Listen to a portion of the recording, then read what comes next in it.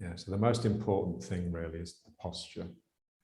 This feeling of the spine just melting into the legs. So no longer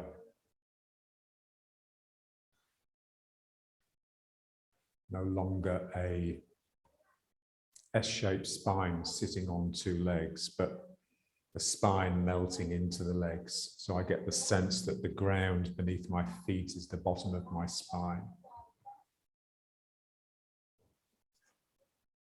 So it's quite a dramatic change.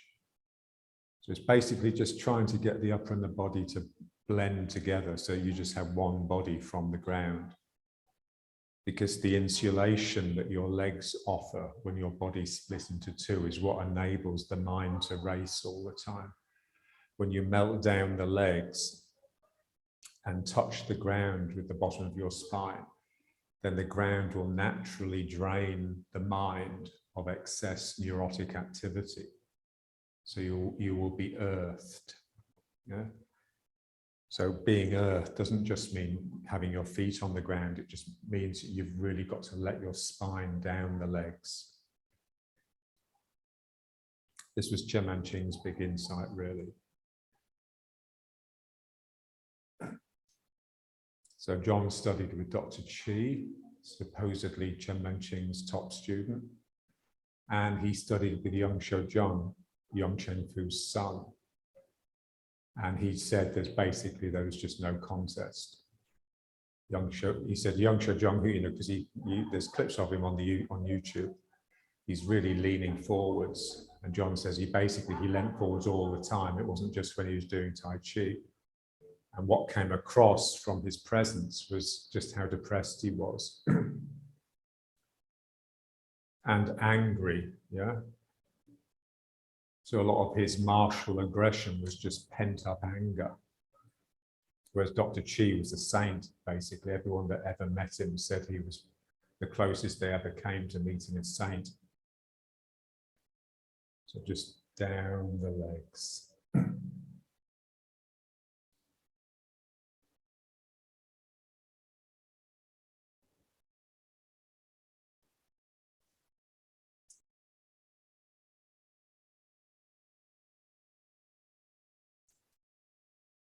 So it's our way of being humble. So when your posture is right,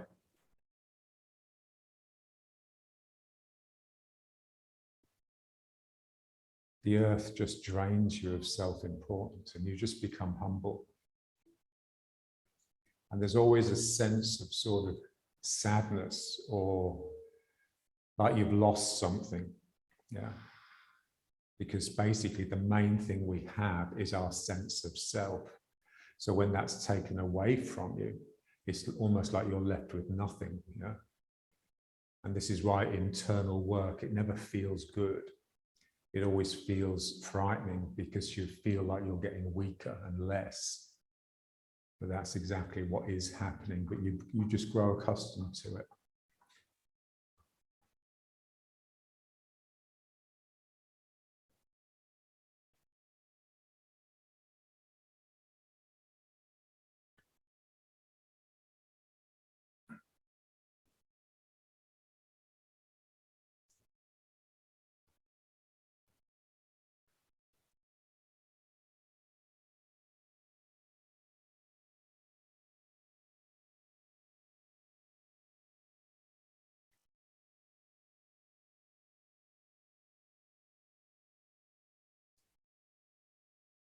So this side relaxes down this leg, this side relaxes down this leg.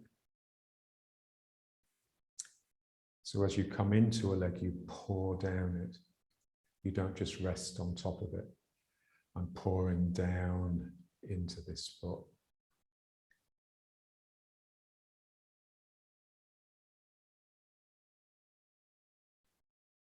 Yeah, so you just really have to just use the imagination. This is our tool, really.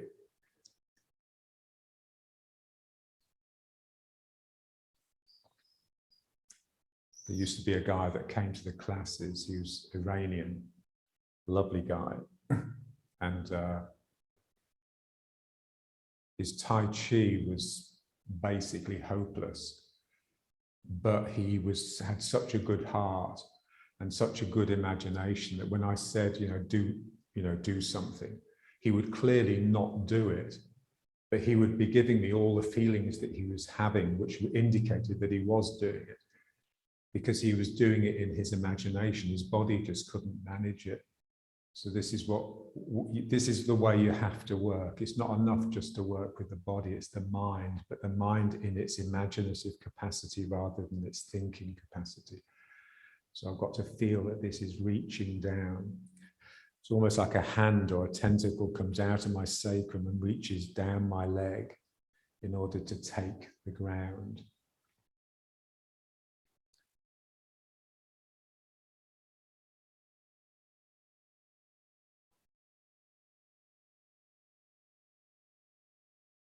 So it's slightly different than pulling the ground. When I'm pulling the ground, I'm pulling it with my foot, pulling it up into my sacrum, but here something is reaching out of my sacrum and down my leg.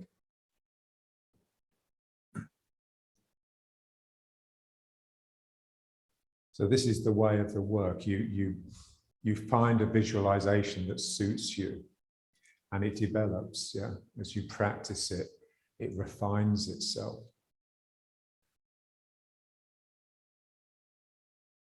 And then there will come a time when you just need to completely abandon it because it's run its course. And then it's difficult because you don't have anything to work with. But if you just continue working, a new visualization will come. You'll see something in nature or something that will inspire you. Think, oh yeah, I can do that. I can use that. So we have to be endlessly vigilant in order to catch images that we can use in the work. So,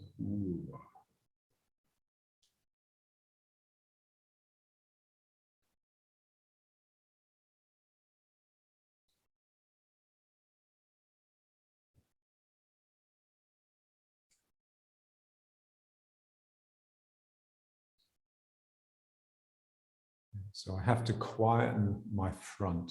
We're basically, instead of thinking of ourselves or feeling ourselves as an upper and a lower, we just want to be one thing, but one thing that is a front and a back. And the front is our ego, is our image, the thing we present to the world and the thing we interact with the world with largely. So we want that to curve up and collapse into itself. We hide the self so that the back can actually come round, so that we're interacting with the world energetically rather than self-centeredly. Yeah. And this is exactly what's happening here, because here I'm something to come out of my sacrum and down the leg. So I'm having to turn this way a little bit, and then as it reaches the foot, it will draw me the other way. Yeah. So you're turning the self away in order for the back energy to come round. The same as in the postures in the form, you step with the foot and the energy comes out of this side, and then as you turn towards the person, it wraps around you.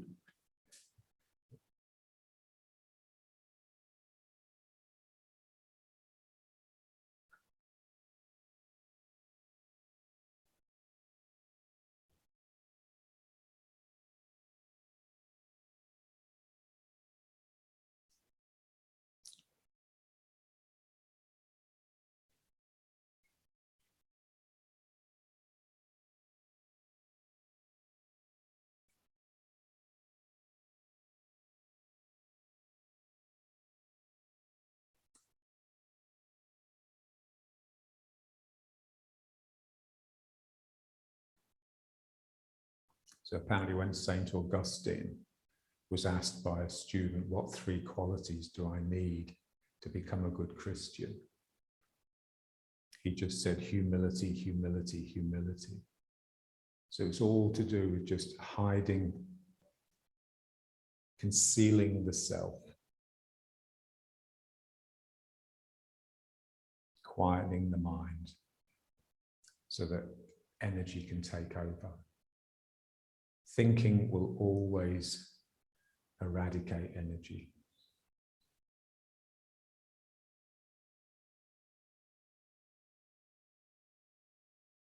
Okay, and now let's just stand a bit. Again, just getting this to really just melt down into the legs.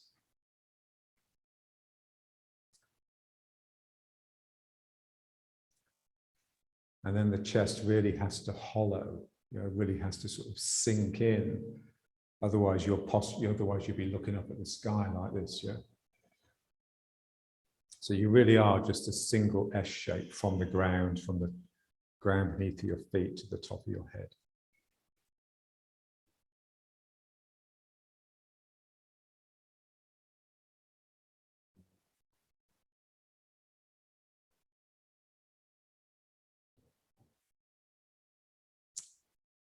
And then just relaxing the legs until you're right on the point of failure.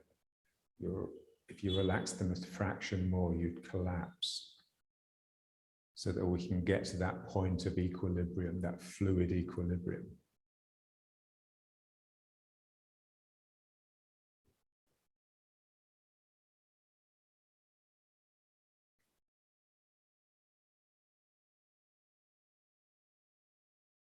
Okay, now let's just breathe it.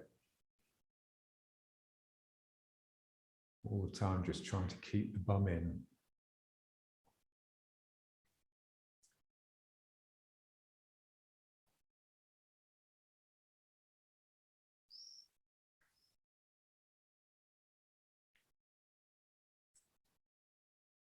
Just keeping the legs soft. You just feel how soft your spine is, how fluid. The spine is really willing to breathe. The difficulty is getting the whole thing to breathe equally. Because there's always parts of it that are a little bit stiff. But the spine can arch backwards, it can extend, and it can flex. It's got all those bones, like a string of pearls. So what we want to ensure is that our legs have the same quality. The legs don't become stiff so that this breathing can happen. The breathing goes into the legs. The spine enters the legs become part of the spine.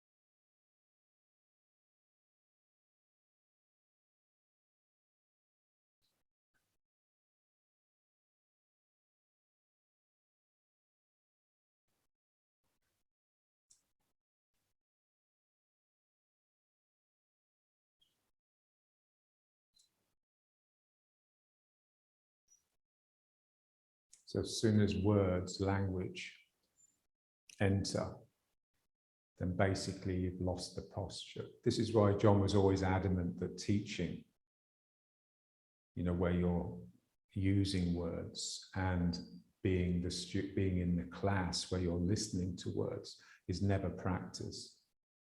It's always a little bit wrong. The teacher's always getting it wrong.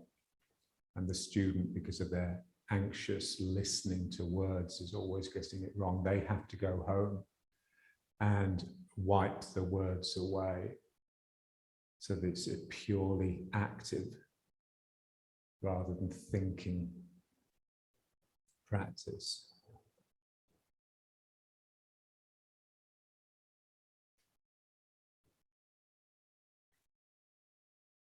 So as soon as you use words, the legs will get tense. And then the energy can't get through, you can't sink. The legs should be so relaxed, they're just part of the spine.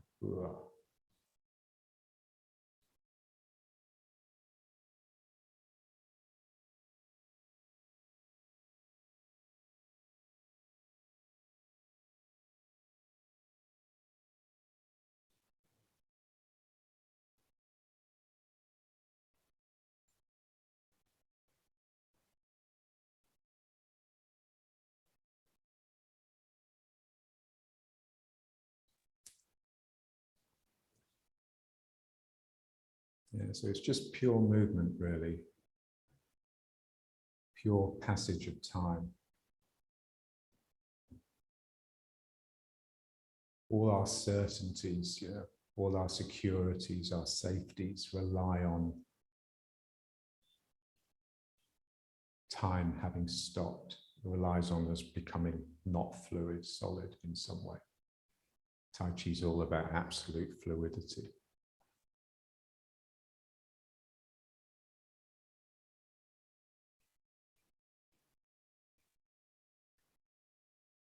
So that's the internal aspect.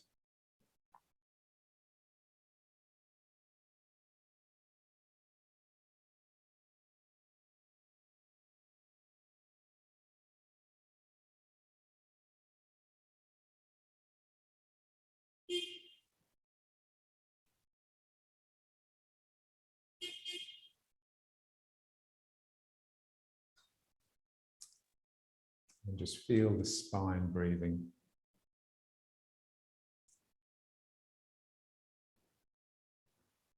Just let the head be the top of the spine. Don't let the head become stiff. Don't let it want to stay still.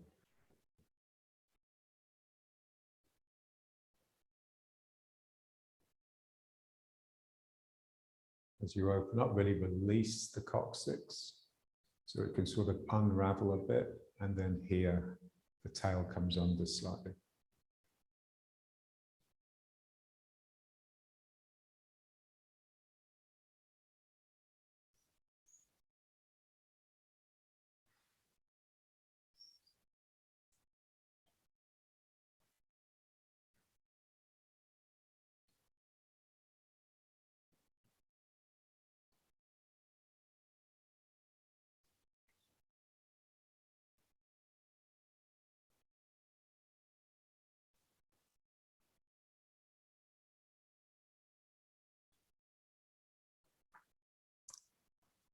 And it's difficult because the mind is always trying to acquire insights.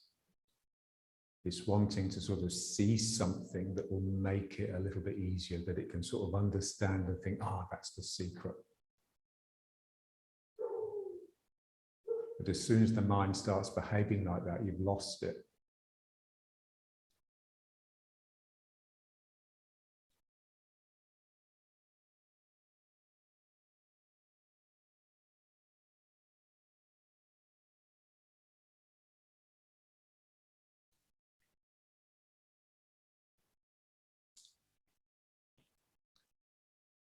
And then let's just draw it into the Dantian, like the center of that picture, the target.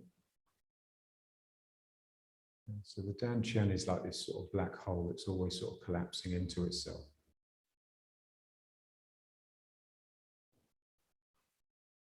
So it will just naturally draw into itself if you let it. Just make sure that your spine doesn't come out of the legs.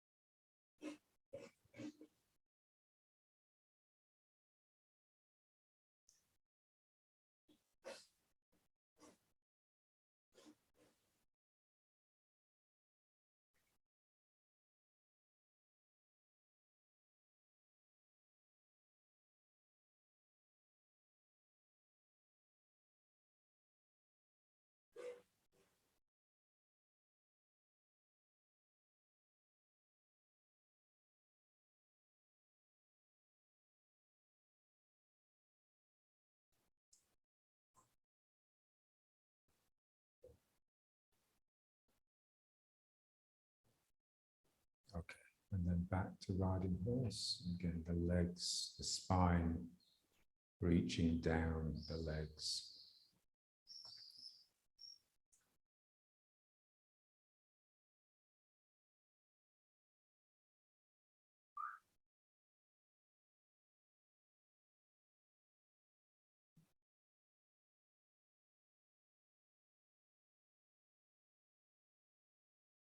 Okay, and now let's just turn it.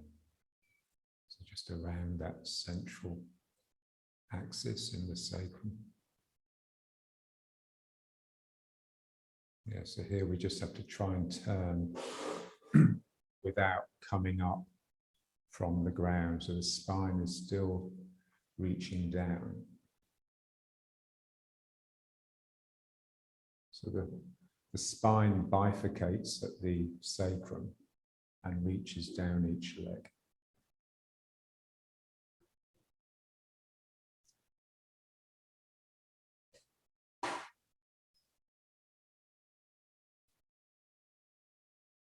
And then just feel the two legs responsible for this turn. So it's the feet really, it's like the feet are sort of working the ground.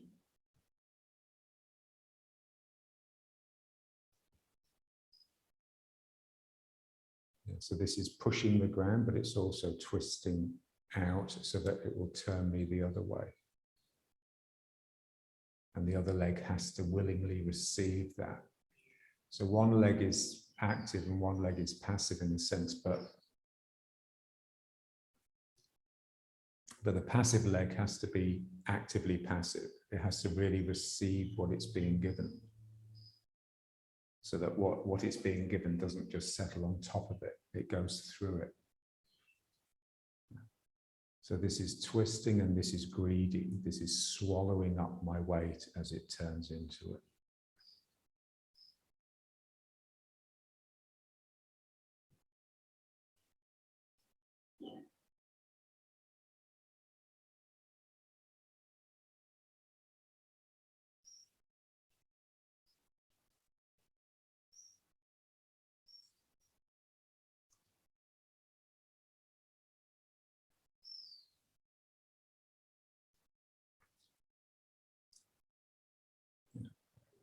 So when you use the leg, you just want to make sure you don't push the spine back up.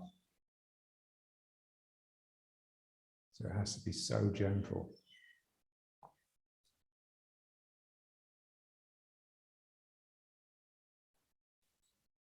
So as you use the leg, you're still really actively relaxing down into the foot with that side of your sacrum.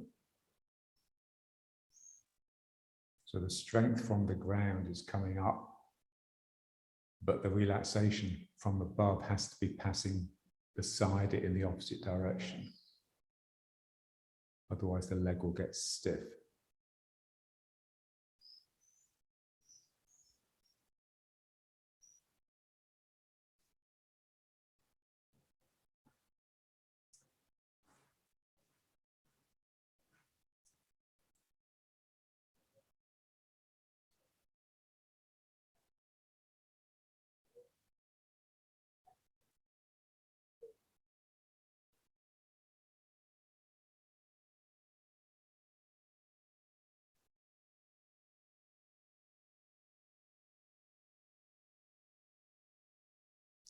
Okay, let's just bring it back.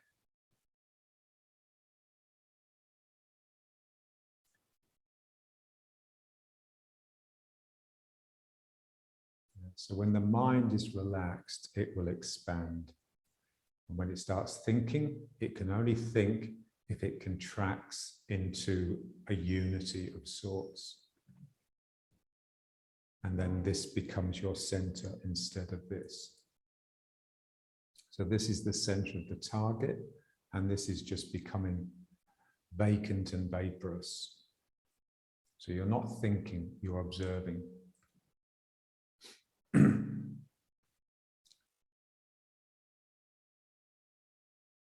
So it's like a becoming bright. It's like you become bright, not in the sense of clever, but in the sense of issuing a light.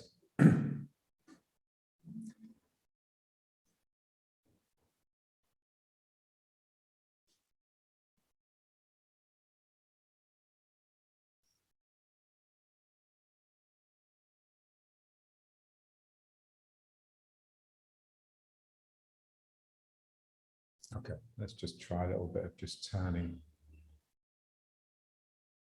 Again, the same idea, just really being able to just keep a still mind in a place where you want it, rather than having sort of a clumsy, clunky mind that's ham-fisted and heavy.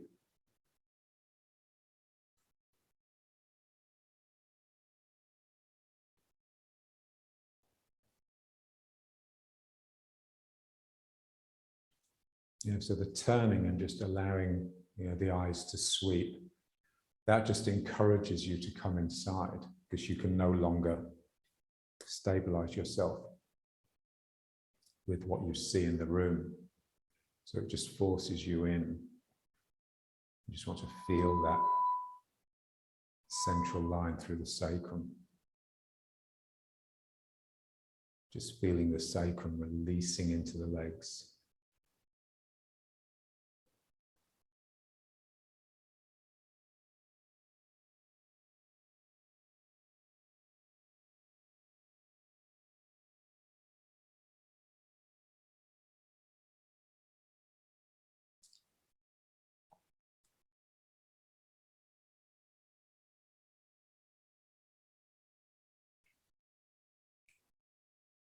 Yeah, and when the mind becomes quieter, there is a sense of sadness, of sort of melancholy, because basically your own mind has been your source of entertainment since you learned language. So that's the way we keep ourselves company. Yeah, we chat to ourselves inside. So when you give that up, you're lonely. That's what solitude is. Solitude isn't just being on your own, it's being quiet inside. And then there is like a sadness, yeah. And that's the internal. That's why that Tibetan meditation, practice being sad without feeling sad. That's not just a practice, that's the truth, yeah.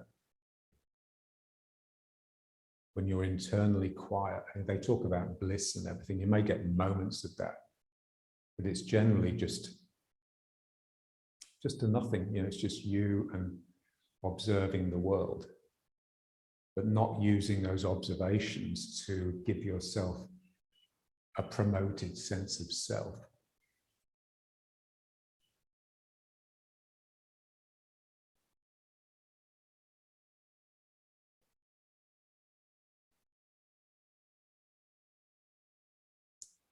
And so it's just somehow trying to retrain the mind to stop being selfish. And so normally, what we see, what we do, what we think, it all gives us a good feeling about ourselves, yeah. And that is happiness for most people, yeah. So when you take that away, there's lack of happiness, there's sort of sadness, yeah. So that's like a totally self-centered way of being in the world. So what we would like to be is humble. And so in the sense of looking at the world and just being happy because the thing that you're observing makes you feel good because that thing is good, rather than it making you feel good because it's a reflection of you. Yeah. And so that requires the judgmental mind to have completely stopped.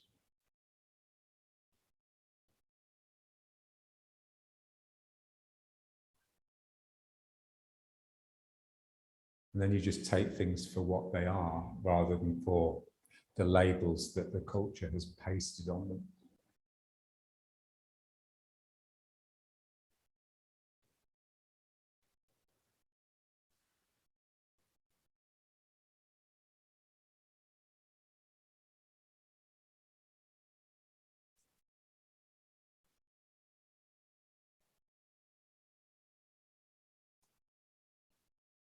So the leg's always about to collapse. So John said once, he said, every moment search for weakness. Yeah? So every moment, just search for that point of failure, because that's the only place where you have equilibrium.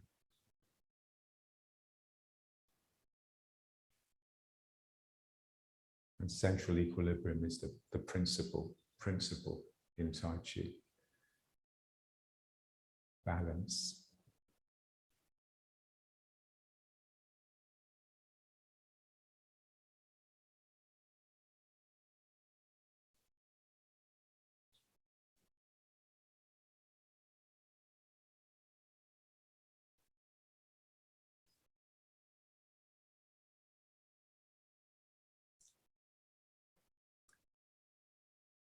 Yes, as John would say, the next stage, it won't feel good. It will feel terrible. And then that's the work. The work is growing to love it.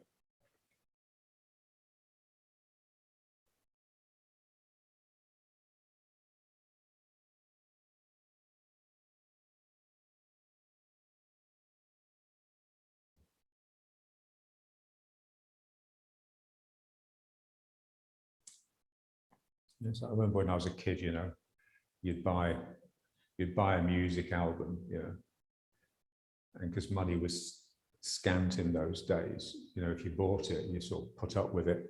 And often, you know, you'd listen to it the first time and you think, God, this is awful. Why did I buy this? But it was always those ones that grew on you and ended up becoming your favorites. Yeah.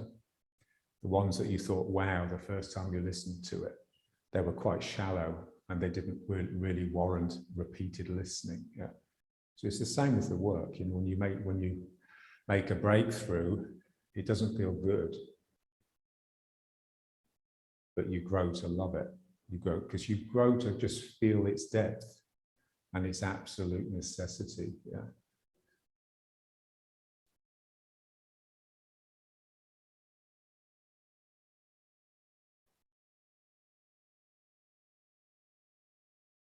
Okay, so now let's just bring it back. So again, the important thing, just getting the spine melting down the legs. Yeah,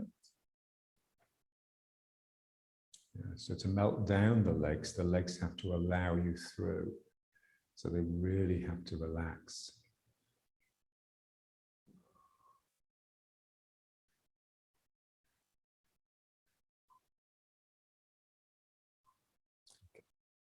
And now let's just get the legs. So just pulling with the leg and just feeling how it turns you. You know, when I pull with the leg, it just draws me.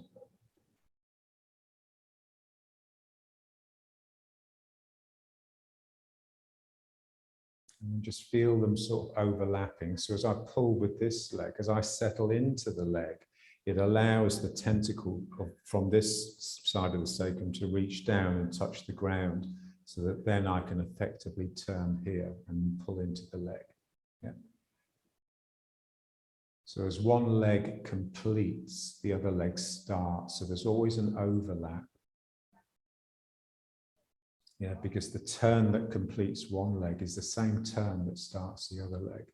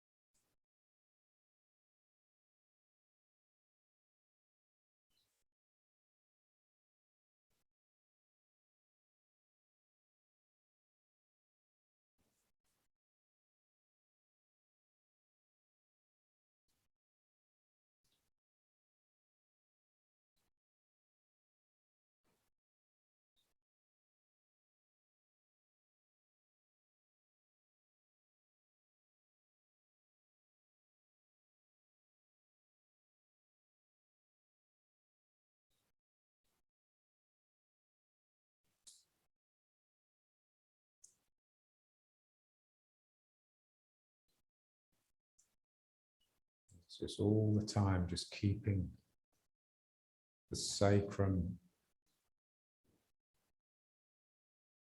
leg interface soft. For the mind to think, there has to be some internal hardness that it can sort of bounce against. And that is normally here in the sacrum.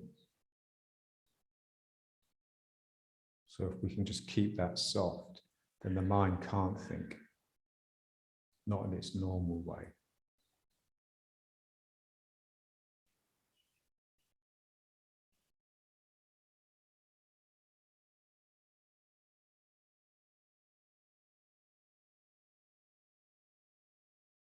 And then you just become big mind. Yeah.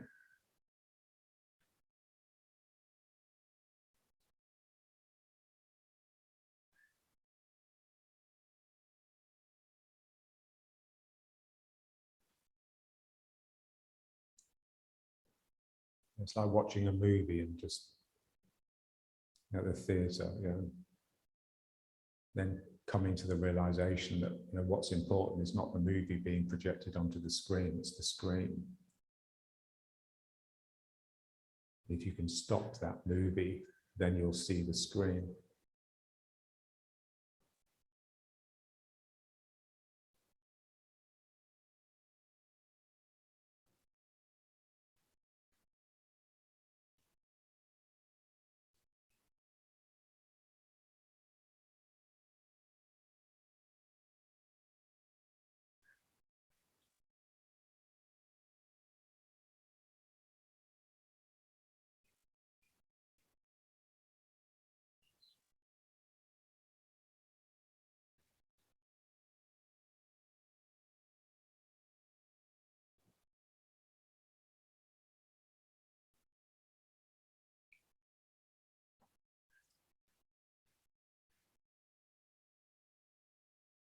You just feel those tentacles reaching down.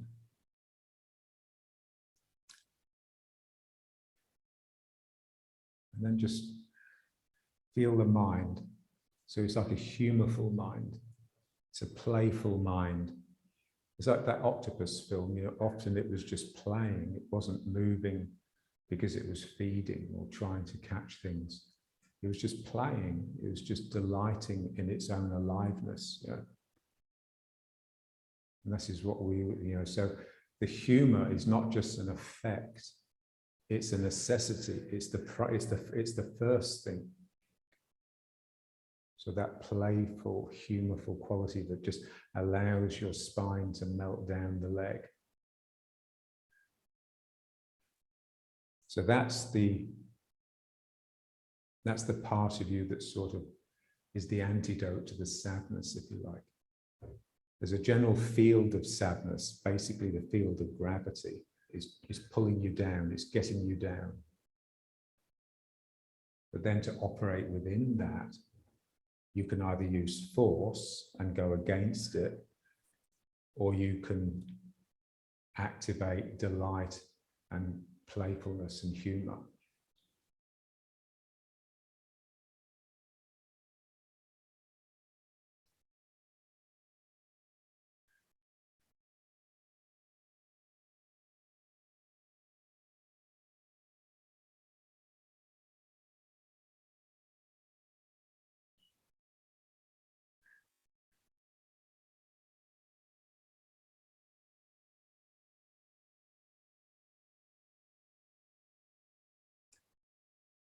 So John used to tell, he had, I think, a couple of private lessons when he was in Boston with Tam Gibbs, or maybe it was when he was in Taiwan. Tam Gibbs was like Chen Manqing's sort of #1 American student. He died in the 90s, I think. Apparently, when Tam Gibbs was getting ready to leave, it was raining. And John just said to him, "Oh, you're going to get wet." He says, "No, I'll pass between the raindrops," which John hated. John hated any sort of cleverness like that, if it didn't come from him. And so But there's a sense of that. It's like your playfulness just allows you to pass through or between these heavy lines that are coming down, these lines of gravity.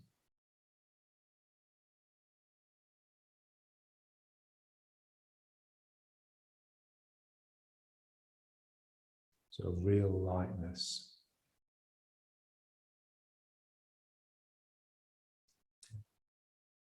Because if the order of your own spirit is that of gravity, then they'll always be clashing. Somehow they're in different dimensions of the same reality.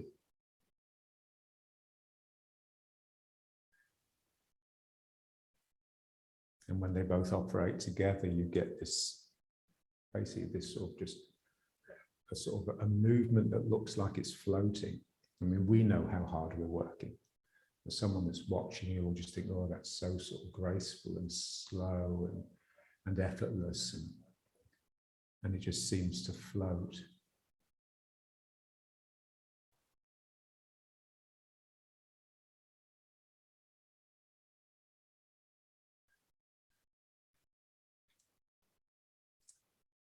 And it's that light, playful spirit that stops its setting.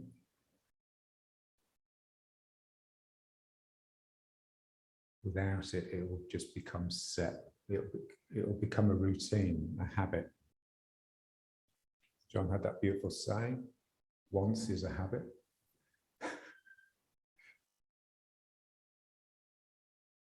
So something in you has to really actively fight against it becoming solid.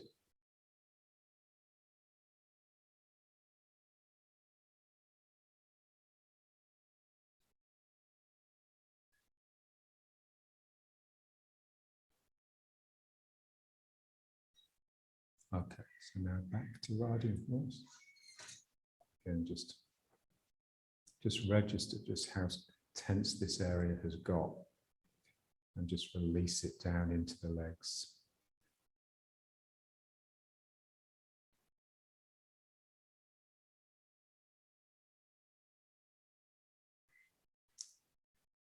So your sacrum, either side, is touching the ground because the legs are transparent.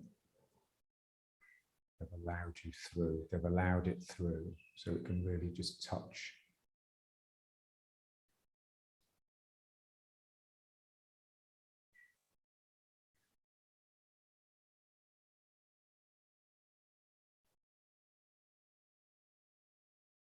Okay. And now let's just try a bit of this one. So it's the same idea really, you're just yielding with one side so that the back can come round from the other side, and just feeling.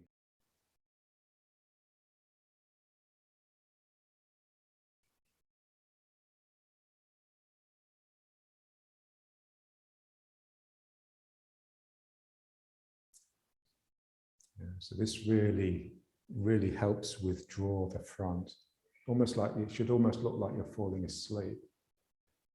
The frontal activity has become so minimal, and it's all from the back.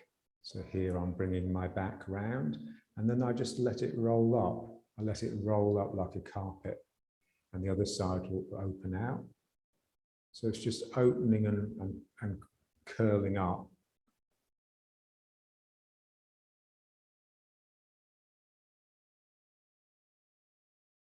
And just feeling that point between the shoulder blades where the energy would come out of to get down your arms.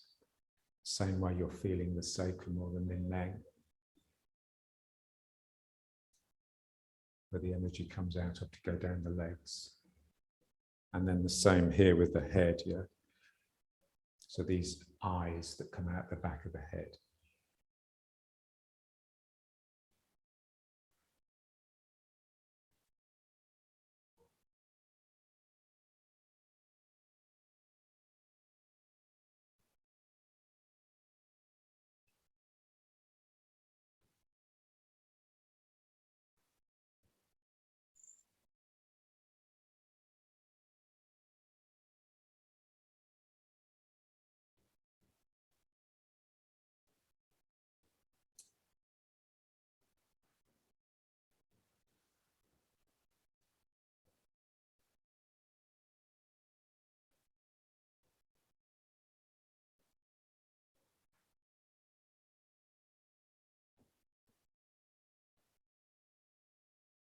So mind in Dantian. The mind, it goes into the Dantian because the Dantian is sucking it there, not because I have to make an effort to place it there. If my posture is right and I'm ordered correctly, then the Dantian will suck every part of me towards it, particularly the contents of my head.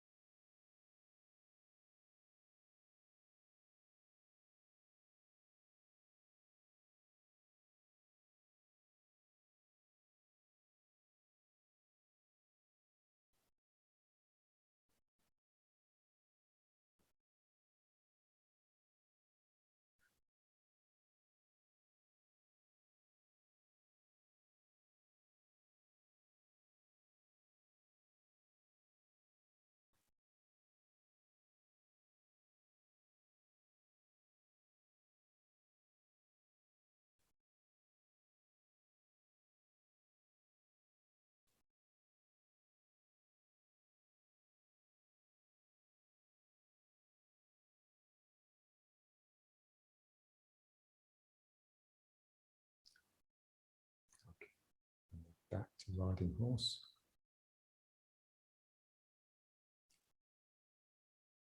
So just feel, you're like a cardioid, yeah? You come like this.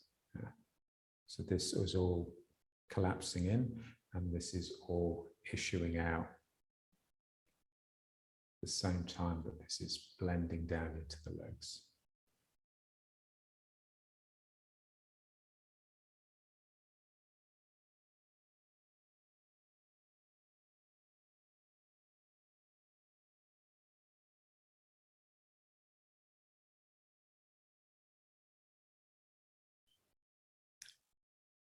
So quiet but vigilant. So you're largely quiet because you know that as soon as you're not quiet, either with this or with this, you're not listening.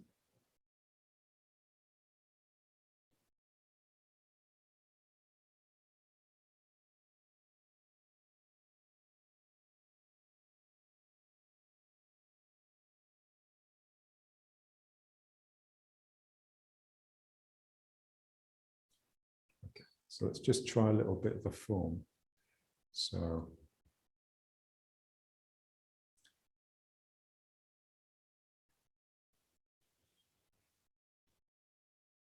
yeah, so it's hard enough just at the beginning here just to still get that feeling of the spine branching into the legs rather than sitting on top of the legs.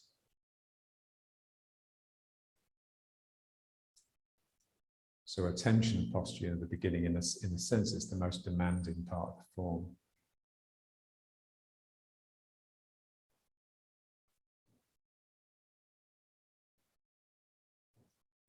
And then I want to sink, but by sinking, what I don't want to do is just put my weight over this leg and then just bend the leg. because then I'll get a sense of the leg having to sort of freeze up, and I will be balanced on top of it, on the hip, basically in the hip bone. So somehow I have to put the weight in the leg so that the weight can go through the leg to the ground. The only way you can really do that is to use the leg actively to pull the weight into it. Yeah, so actively becoming passive. Yeah. So this foot here, it pulls me down into the leg. So there's a sense of my foot greedily pulling me down to touch the ground, yeah, rather than me just going over. Yeah. And that it just requires if the mind has become a little bit less active in its normal masturbatory processes, then it can become more active of the body. Yeah, so if it's thinking to itself, if it's worrying about whether I'm doing it right, if it's watching too carefully, then it won't work. So I just pull myself down into this leg, and then this leg will just naturally pop up, and then I can step out. And then this leg has to actively pull me into it. Otherwise, if I just push with this leg, I'll end up sitting on top here, and that will just crunch into my sacrum. My sacrum will get all squashed, yeah?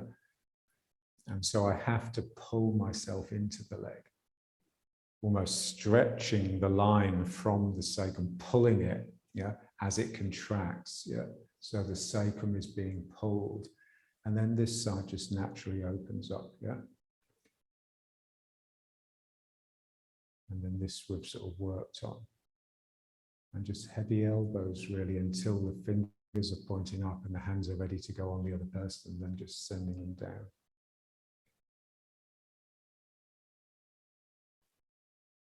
And then we have to turn in this direction, yeah? But again, we don't want it to become like a mechanical order from the head. It has to come somehow from the body's very nature, you know, the fabric of the body and the way the body wants to move. Yeah. So for me to sink, so I'm 70% in this foot, for me to sink even more into that leg, yeah, I have to turn a little bit this way, because this leg needs to pull me down into it. If I just place my weight on it, it will freeze up and become hard. Yeah. So I have to turn this way a little bit. Yeah. And then as I go into the leg, it swings me around, because now the quad is becoming, and then I can turn here. And now I'm facing this side. And then I want to come into this empty leg by, again, pulling into it. So I'm pulling myself across. And as I pull across, I'll still be turning to my right. I'll still be turning this way, yeah, whilst the weight is less than 50%. And as soon as the leg actually starts filling with the weight, it will swing me around the other way. Yeah. So basically, every time there's like a waist turn in Tai Chi, there's a tiny waist turn in the other direction first. Generally, yeah. Okay, so I need to pull into this leg. If I pull into this leg, it will turn me towards it, yeah? So as I draw down into it, and then as I really settle into the leg, I'll just naturally turn the other way, because instead of it being the hamstring, it's now the quad that's working. So this is my hamstring tightening to pull me down. This is my quad tightening to support me, and that will turn me this way, which will be the beginning of this, yeah? So they sort of, you know, the end of one posture naturally becomes the beginning of the next, yeah? And then here, up, and now here, this is the important bit. It's that point where the elbows start dropping, yeah? Because we'd like the hands to come into this position in a very effortless, natural way. We're not doing this. We're not placing a clever hand in order to manipulate. We're just presenting this empty hand. And you only really get that if you have like these heavy elbows. So we're presenting a hand, but the work is really in the elbows. It's never in the place that is presented. Yeah? So I pull into the leg. This muscle becomes out, and then this just reaches out, and I can then contract that, and this reaches out, And then if I really contracted it, I'd bring it in, but for the sake of the form, we just bring the toes round. So I'm now 70% in my left leg. And then up, and then here, just feel when you just let the elbows be heavy, the fingers will end up pointing upwards.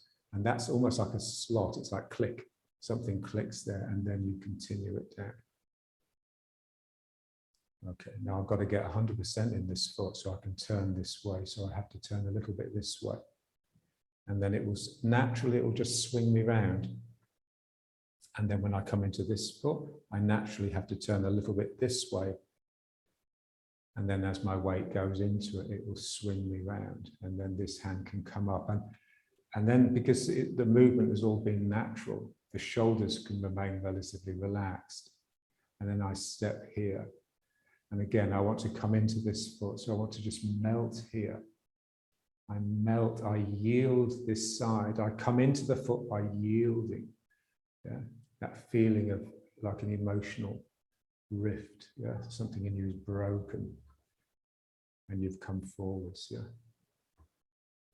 Okay. So just trying to get every movement coming from a softening, a yielding, a relaxing. Because when we move, it generally comes from a tension. Yeah. So in Tai Chi, we'd like everything to happen because we've relaxed a little bit more. So it comes naturally rather than from the designing ego. Yeah. Okay, so let's just try again. So just turning and pulling myself down. You're actively almost yanking yourself. Yeah? You're pulling yourself down. It's an act of spirit. And then as I settle into the leg, I will naturally turn this way, and that enables this foot to go out. And then I curve around here, curve around here. And then wrists up. That's driving you down into the legs, and then really heavy elbows. That takes you even more down into the legs. And then here, there can be almost a sense of coming up a little bit. And then a little turn here, which leads into this large turn. And then a little turn here, which leads into this large turn. And then a breaking here, which gets me to come forwards. And then ward off right. So I've got to go from 70 to 100.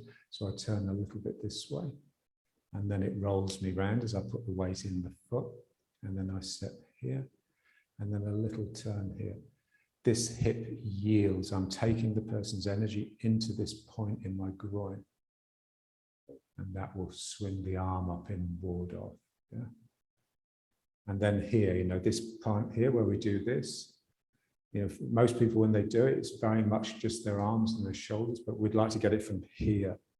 Something softens in the hip, and that just gets the arms in position. And then the back hip softening. And then here, this turning even more this way to drop the hand down, and then it will just naturally swing back as the weight goes into the leg 100%. And then the front leg has to break here, so breaking. And then this breaks here, and that takes me back. And then the front one breaks again, and that takes me forwards. And then going back. And then this really breaks here to get me round here. And then this becomes active and softens. And then I just naturally swing round as my weight goes into the foot. I step, and now here I have to relax here. I need to yield that left hip before I come forwards to push.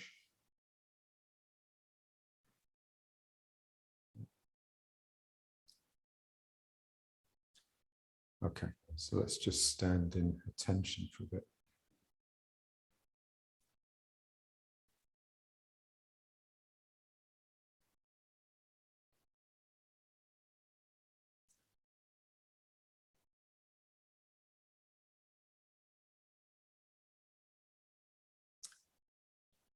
Yes, it may look like a military attention, but it's in a sense it's the complete opposite. Because in a military attention, the knees would be locked and the chest would be thrust out. Yeah, and this would be ready to take an order. Yeah, So this is the opposite. The legs are bent, allowing the sacrum down. The chest is almost completely collapsed in. And that the mind is just free, it's relaxed.